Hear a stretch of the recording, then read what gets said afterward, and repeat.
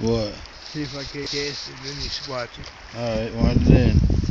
Reel it in to glow in the dark bobber experiment project number 1. Yeah, this is definitely experiment project number 1. We were standing here out here fishing on the Shenandoah River. It's about, I don't know, 7:30, 8:30 night, February 7th, 8th, 9th, something like that. I don't know. Fix chicken We was liver. out here fishing. He said he got a glow in the dark bobber. Well, he put on his chicken liver and some weight and then took it to the bottom.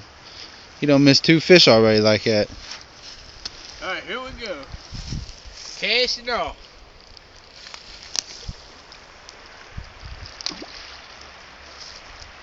There it is, folks. Glow in the dark bobber technique. Sometimes you can catch nice fish like that. Maybe. Experiment project. Experiment project number 1. I see dead people.